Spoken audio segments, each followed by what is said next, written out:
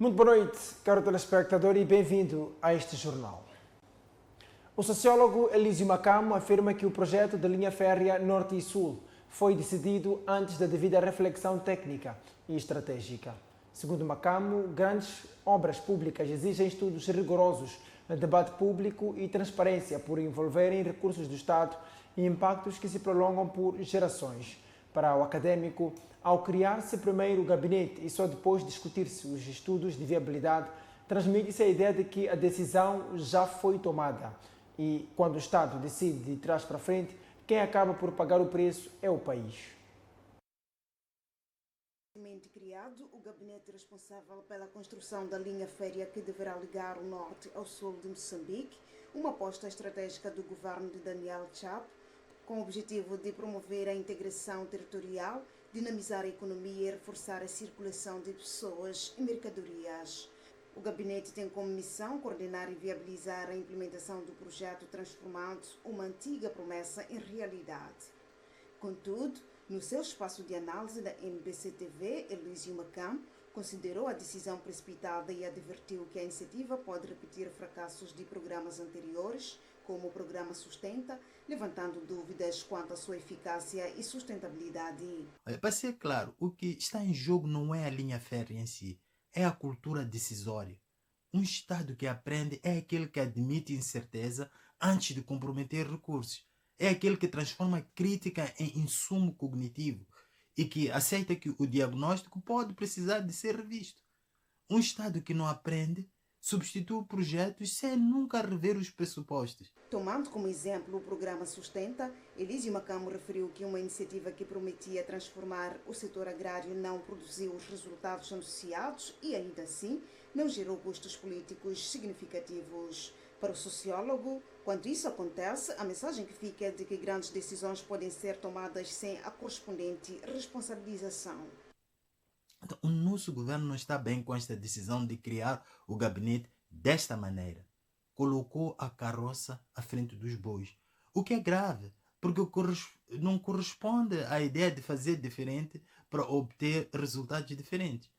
Então, o erro não pode não custar nada a quem decide, mas custa desenvolvimento ao país. Para o académico, cada decisão mal fundamentada não representa apenas um erro pontual, mas um encargo que consome recursos do orçamento do Estado, limita o espaço político e fragiliza o valor simbólico das instituições públicas, ocupando meios que deveriam ser geridos com responsabilidade e visão estratégica. Um dia nós temos que compreender e interiorizar que governar é criar mecanismos que obriguem o poder a se justificar antes de agir e a responder depois de agir. Sem isso, continuaremos a viver num ciclo de decisões rápidas e de aprendizagens lentas. Na sua análise, Elísio Macamo advertiu que não é preciso ser vidente para antecipar a repetição de erros. Sustenta que um novo Sustenta, tal como a linha férrea Norte-Sul, pode nascer envolto em promessas ambiciosas, mas sem garantias concretas de sucesso. Ainda assim, afirmou esperar engolir as próprias palavras, embora admita ter dúvidas de que tal venha a acontecer. Galiza Matos Júnior defende que é necessário ir ao fundo da questão e compreender os reais motivos por detrás do silêncio do governo relativamente ao eventual encerramento da Mosal. O antigo deputado da Assembleia da República acredita que o Executivo pode ter uma estratégia para assegurar a continuidade das operações da fábrica e considera que esta situação pode representar uma oportunidade para atrair novos investidores, garantir maior eficiência na gestão e assegurar a continuidade e sustentabilidade do ativo. No programa especial Informação da MBC-TV desta sexta-feira, ao reagir ao possível encerramento da Mosal, o antigo deputado da Assembleia da República, Edmundo Galiza Matos Júnior, manifestou preocupação em torno do cenário avançado e defendeu a necessidade de o governo apresentar um plano claro para salvaguardar os interesses do país e evitar impactos econômicos e sociais profundos. É preciso compreender se haverá alguma carta na manga por parte do governo, alternativamente a Salteritu, para que destes 60 e pouco % consiga atrair outros investidores que fiquem com ativo e que possam fazer... Porque o alumínio é necessário para as operações da Boeing, é necessário para diversas operações no mundo. Portanto, a fábrica é um bem que vai precisar de funcionar. Galiza Matos defendeu que o ministro da Economia deve esclarecer qual é a estratégia do governo caso o atual acionista decida sair. Segundo ele, se não haver interesse em continuar, é fundamental que exista um plano imediato para garantir a continuidade do projeto e remover os entraves ao seu crescimento. Não havendo da parte da South32 interesse em continuar, que o governo tivesse, quem pudesse continuar com o projeto, melhorando algumas coisas, uma das quais que acho que deve ser melhorada é fazer com que parte do alumínio sirva à nossa indústria. Não podemos continuar a depender. O político alertou igualmente que Moçambique precisa recuperar com urgência a sua credibilidade internacional, combatendo a narrativa de que é um país pouco seguro ou pouco atrativo para o investimento. Tem que se melhorar a comunicação. O governo, semanalmente, quinzenalmente, neste processo, deveria dizer aos moçambicanos o que é que está a acontecer para permitir que na praça internacional não houvesse a percepção de que Moçambique é um país de risco, para permitir que não houvesse pânico entre os trabalhadores, para permitir desanuviar o ambiente na sociedade. Sobre a eventual decisão, Galiza Matos Júnior mantém uma posição cautelosa, nem aplaude nem condena. Prefere aguardar pelos contornos e fundamentos da decisão, defendendo que iniciativas dessa dimensão exigem uma estratégia bem cautelada, sob pena de os riscos se tornarem demasiado elevados. O consultor de negócios Teófilo Nhangumel entende que os cerca de 2.800 quilômetros de costa que Moçambique tem constituem uma oportunidade econômica para o país criar mecanismos de proteção e aproveitamento sustentável do seu espaço marítimo com vista a mitigar riscos de segurança. Para Nhangumel, Moçambique não seria o primeiro país a adotar um modelo de zona econômica exclusiva ou de proteção costeira, uma vez que vários estados implementaram projetos semelhantes com o objetivo de salvaguardar a soberania e reforçar a segurança nacional. A Zona Econômica Especial é uma área geográfica delimitada dentro de um país que opera sob a legislação, tributação e regimes aduaneiros diferenciados com o objetivo de atrair investimento interno e estrangeiro, fomentar exportações e acelerar o desenvolvimento local. Estas zonas funcionam como instrumentos de dinamização econômica, oferecendo infraestruturas adequadas e incentivos fiscais específicos. Em entrevista ao programa Moçambique 50 anos, o consultor de negócios Teófilo Nhangumel afirmou que fez parte do projeto SIMP Zona Econômica Especial. Acha que aquele projeto estava muito bem desenhado para resolver aquilo que são os desafios de segurança de Moçambique? Para um país como o nosso, que tem cerca de 2.800 km de costa, eu acho que é a racionalidade econômica para que nós tenhamos a necessidade de proteger a nossa costa, tendo em conta os riscos que lá existem, não é? É que também quando falamos dos assuntos do mar, muita gente não conhece o mar, né? Nós todos conhecemos a praia.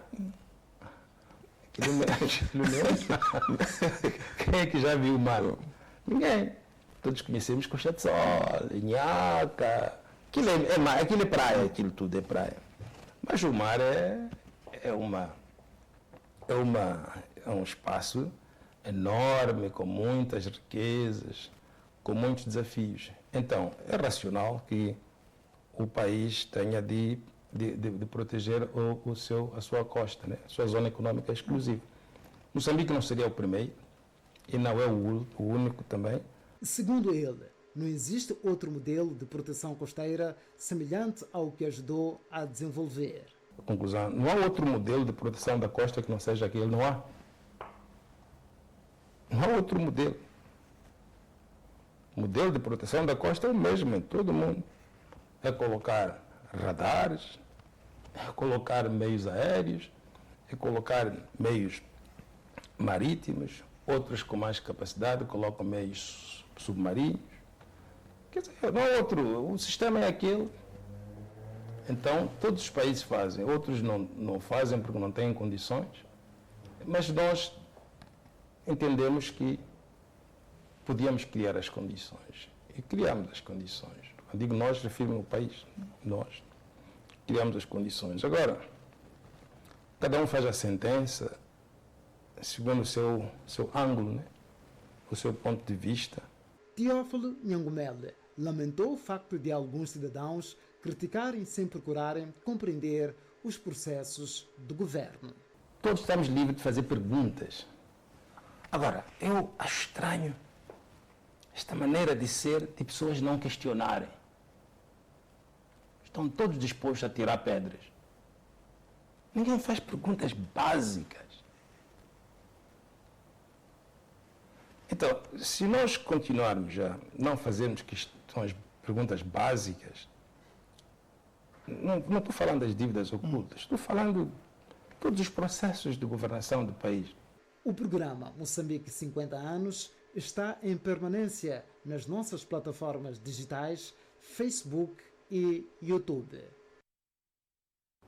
O empresário moçambicano Salim Abdullah diz ser urgente a digitalização dos serviços públicos para facilitar a vida dos moçambicanos. Abdullah entende que, além de também impulsionar o setor privado, a digitalização vai contribuir para a redução da corrupção nas instituições públicas. A pretensão do governo de avançar com o processo de digitalização dos serviços públicos é vista com bons olhos pelo empresário moçambicano Salim Abdullah, que diz ainda ser precária a forma como o atendimento ao cidadão é feito nas instituições do Estado.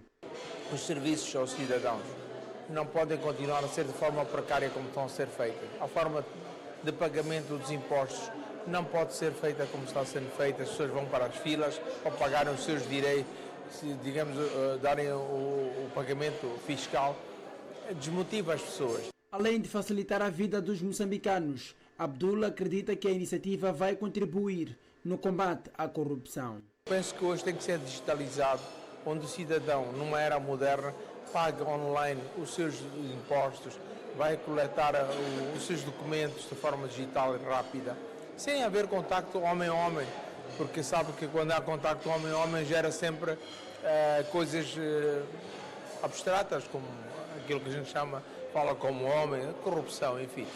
O empresário alerta, entretanto, para a criação de mecanismos de segurança para garantir a proteção dos dados dos cidadãos. Espero que saibamos construir plataformas digitais sustentáveis, é muito importante, e também temos a capacidade de que os serviços também sejam protegidos através do cyber security, porque, como sabe, as plataformas digitais às vezes são vulneráveis também à penetração de hackers. O primeiro passo para a digitalização do Estado foi dado no dia 11 do mês em curso, em Maputo, na primeira Conferência Nacional sobre Transformação Digital, subordinada ao lema Rumo a um Estado moderno, digital e centrado no cidadão. Graça Machel reconhece que Moçambique está a trilhar caminhos pouco claros rumo ao desenvolvimento. A presidente da Fundação para o Desenvolvimento da Comunidade insta os moçambicanos a todos os níveis a definirem pilares essenciais para a construção de uma sociedade igual.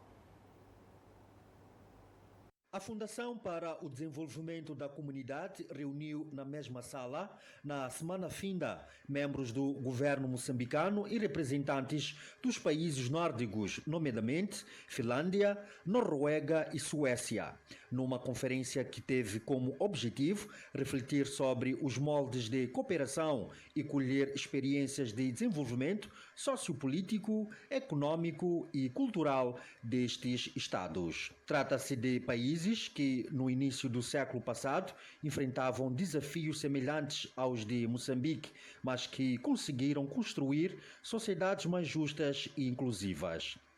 No discurso de encerramento, Graça Machel sublinhou que, apesar de Moçambique continuar a ser um país com limitações econômicas, possui um percurso de superação e resiliência que deve ser valorizado e partilhado.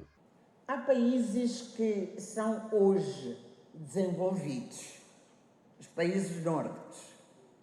Estamos aqui nós, somos ainda um país pobre, somos um país ainda sem estruturas e instituições fortes.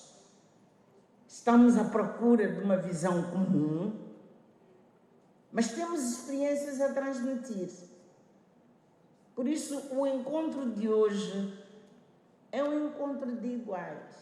A antiga primeira-dama de Moçambique, entre 1975 e 1986, no governo do seu então esposo, Samora Machel, reconheceu na ocasião que o país enfrenta trajetórias complexas e ainda pouco definidas no seu processo de desenvolvimento. Nós temos caminhos que não estão muito claros, mas existem países que já estiveram exatamente no mesmo ponto onde nós estamos e encontraram as suas formas de se organizar e de chegar ao ponto a que eles chegaram. Mas quais são os caminhos que eles escolheram, seguiram esses caminhos e chegaram a sociedades de iguais, Estados fortes, instituições fortes, sociedade de uma profunda solidariedade entre eles. Conseguiram isso. Por isso, Graça Machel desafiou os moçambicanos a encontrarem caminhos seguros e consensuais para a construção de uma sociedade de iguais, centrada no desenvolvimento humano, na justiça social e na dignidade da pessoa. É mesmo para pensarmos juntos, dizer sim, em 2030 é onde nós vamos estar. Mas em 2040 é ali onde nós queremos e temos que ser obrigatoriamente para nós todos. Obrigatoriamente temos que ser mais iguais. Então, se é para sermos mais iguais, a avenida para chegar lá tem que ser muito clara para todos nós. A presidente da FDC defendeu que o futuro do país depende da capacidade coletiva de transformar desafios em oportunidades, reforçar a coesão nacional e assumir com clareza um projeto comum de desenvolvimento sustentável e inclusivo. Albino Forquilha defende que, mais do que aprender com a experiência dos países nórdicos, é fundamental que Moçambique saiba refletir sobre estes ensinamentos, traduzindo-os em decisões consistentes e, sobretudo, garantindo a sua implementação efetiva. Falando no âmbito da Conferência Moçambique, Países Nórdicos, Forquilha sublinhou que o país tem tomado decisões importantes, mas falha na monitoria e avaliação dos seus resultados.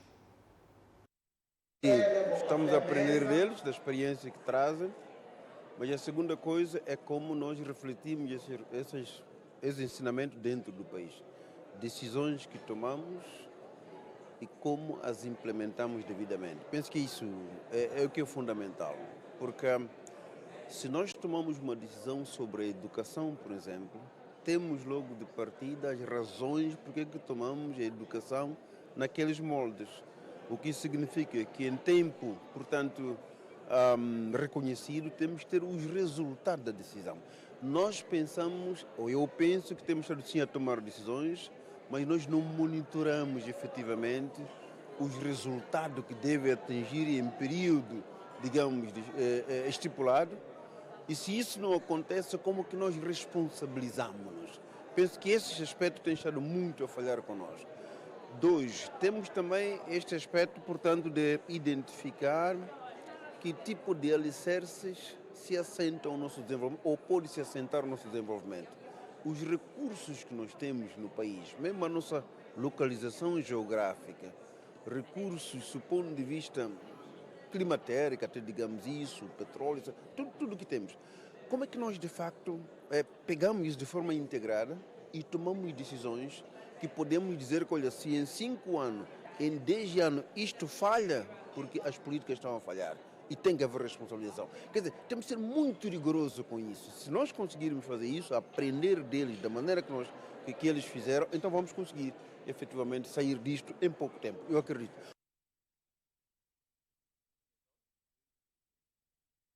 É a altura agora para observarmos uma curta pausa. Voltamos dentro de instantes. Até já.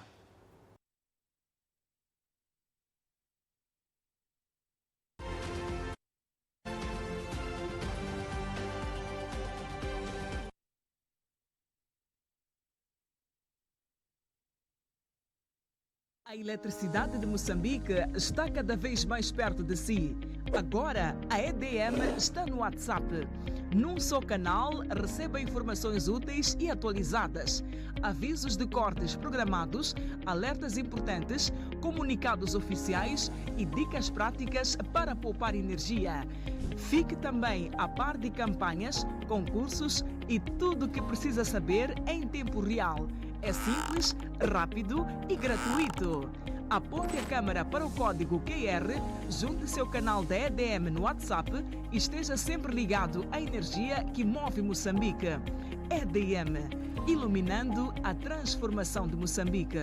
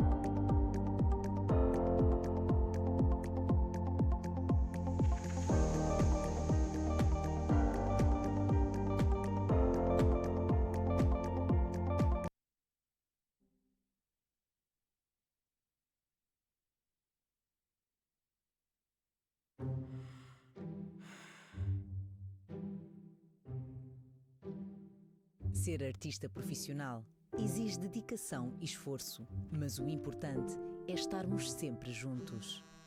Força, filha! Tu consegues! Força, baby! Tu consegues! Com o serviço Triple Play da TV Cabo, podes ligar-te a quem mais importa. Força, filho! Tu consegues! Por internet, com uma velocidade mega rápida. Com os melhores canais de televisão na tua TV, smartphone, tablet ou computador a qualquer hora. E com chamadas de voz ilimitadas na rede TV Cabo. Tu consegues. TV Cabo, sempre ligados. Um elemento essencial para a vida. A água é criada pela natureza. Mas nós garantimos um rigoroso processo de filtragem para mais alta qualidade para você e sua família com tecnologia de ponta. Para lhe oferecer uma experiência única de hidratação. Sinta a diferença na pureza e no sabor. Pura, leva-me contigo. Disponível nos melhores estabelecimentos comerciais. Fonte Pura. Vantagens de investir em bolsa. Facilita a transmissão em caso de herança e sucessões. Facilidade no expatriamento de capitais.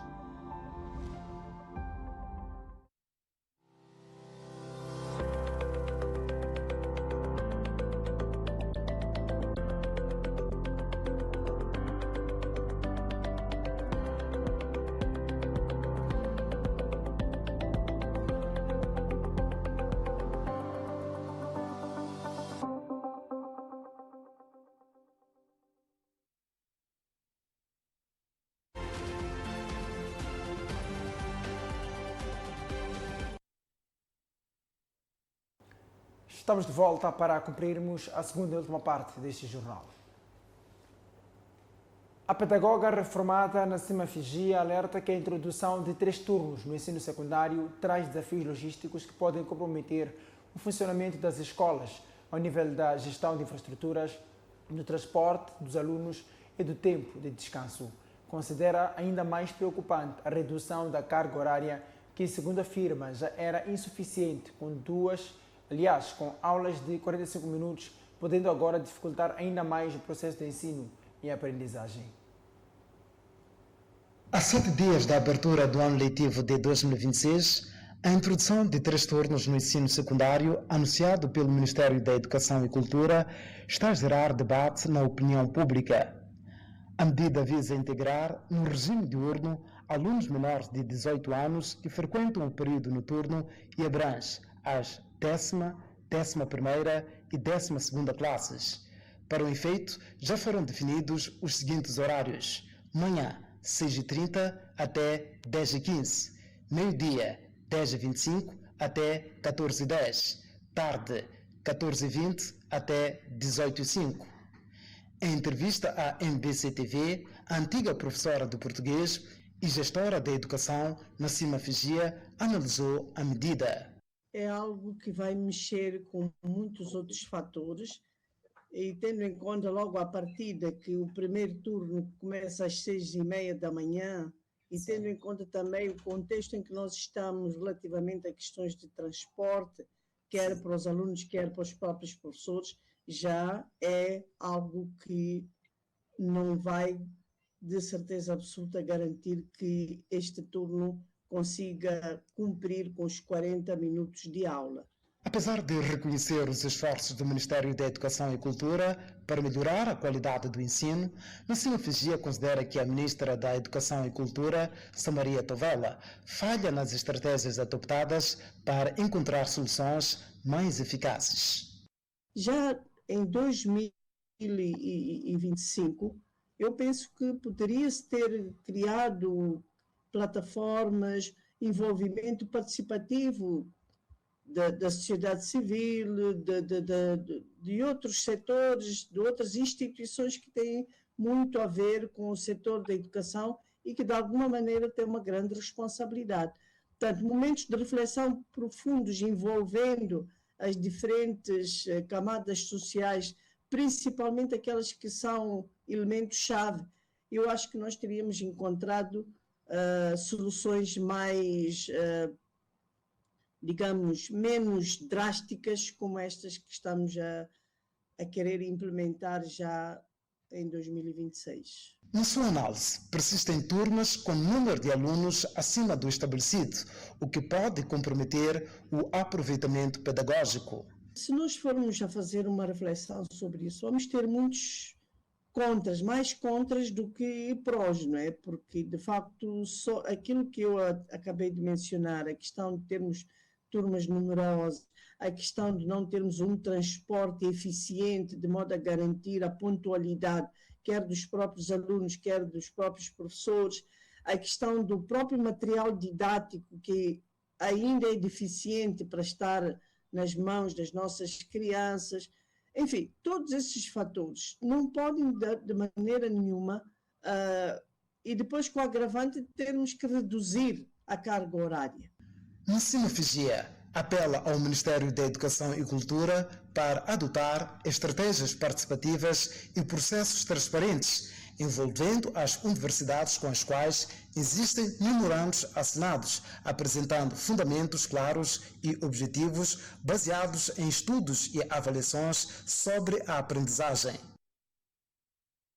Por sua vez, a Associação Nacional dos Professores afirma que a introdução de 3 turnos no ensino secundário geral constitui uma manobra do governo para reduzir custos através da eliminação do pagamento de horas extras aos docentes. A posição foi tornada pública pelo vice-presidente da organização, Marcos Molima. O Ministério da Educação e Cultura anunciou que vai adotar um novo modelo de funcionamento em algumas escolas secundárias do país. A medida prevê a reorganização do ensino noturno com a transferência para o período diurno de todos os alunos menores de 18 anos que atualmente frequentam as aulas à noite. A informação foi avançada na sexta-feira pela Ministra da Educação e Cultura, Samaria Tovela. Com a alteração, o ensino secundário passará a funcionar em 3 turnos, com forma de acomodar o crescente número de alunos durante o dia. Entretanto, o tempo letivo será reduzido de 45 para 40 minutos por aula. Em reação, a Associação Nacional dos Professores critica a decisão, alegando que o objetivo do governo é pôr fim ao pagamento de horas extras aos docentes. É mais uma medida que visa necessariamente responder ao anseio dos números no processo de ensino-aprendizagem e, por parte das finanças, responder ao anseio de retirada, por parte do Ministério da Educação, primeiro, responde ao anseio da retirada do curso noturno e as finanças responde à questão dos problemas de horas extras. A organização acusa ainda o Executivo de não ter promovido um processo de auscultação junto da classe, com vista a avaliar as implicações da medida no processo de ensino e aprendizagem. O Ministério da Educação, na pessoa da ministra e dos seus assessores, do governo no seu geral, porque tudo isto satisfaz o interesse do governo, que é tornar os alunos burros enquanto eles respondem a uma agenda clara, qual nós não sabemos.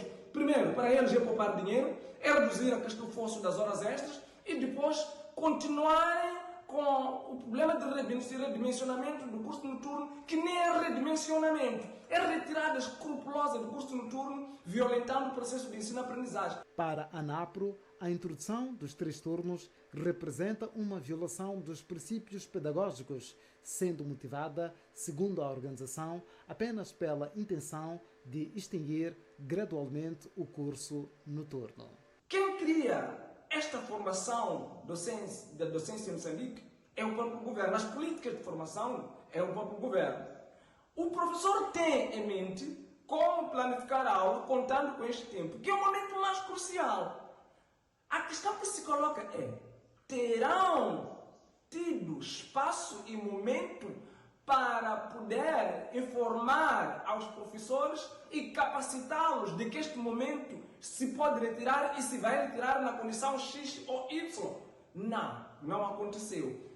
Entretanto, o Ministério da Educação e Cultura esclareceu igualmente na sexta-feira, 19 de fevereiro, que apenas 159 das 2.819 escolas básicas e secundárias do segundo ciclo existentes no país irão funcionar em regime de 3 turnos no ano letivo de 2026. O número representa pouco mais de 4% do universo nacional, contrariando a percepção de que todas as escolas secundárias passariam a adotar um novo modelo. E com esta nota de reportagem, colocamos um ponto final a esta edição do Jornal. Caro telespectador, é sempre um prazer estar consigo para pontuarmos a atualidade informativa. Por isso, voltamos amanhã, quando forem pontualmente 20 horas, para mais uma edição do Jornal da Noite. Boa noite, fique bem.